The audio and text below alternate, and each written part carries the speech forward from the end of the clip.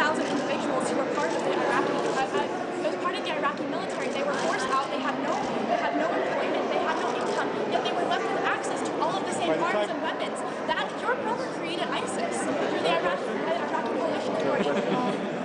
You don't need to be pedantic to me, sir. You can just answer my question. My question is, why are you saying that ISIS was created by us not having a presence in the Middle East? By the time we left, countless wars where we send young men to die for the idea of American exceptionalism. It's this idea, like, why are you spouting nationalist rhetoric to get us involved in war? we respectfully disagree. We have a disagreement because. So is Mr. Bush anti-war, pro-war? Is he somewhere in between? With me now, Republican strategist Rich Galen and Mark Preston, executive editor for CNN Politics. Mark, I'm starting to feel sorry for Governor Bush. This is the kind of exchange candidates dread, right? Well, yeah, no doubt, Carol. And look, it is on at this point. But what's interesting about that exchange is a couple of things. One is that was not a Republican primary voter. So that's not necessarily the folks that he's speaking to at this point in the campaign. That clearly was a liberal or a Democrat that was trying to get a rise out of Jeb Bush.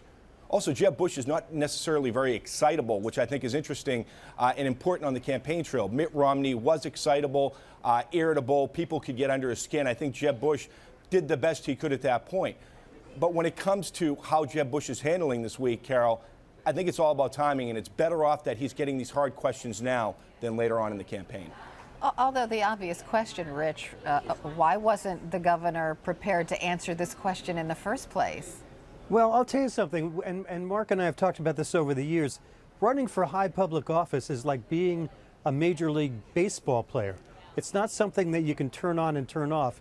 These Governor Bush, Secretary Clinton have not run for public office in a long time, and getting your batting eye back, so to speak, takes some time. You know, if somebody comes off the disabled list. Come on, no, Rich. no. This is a question he should have expected from the get-go.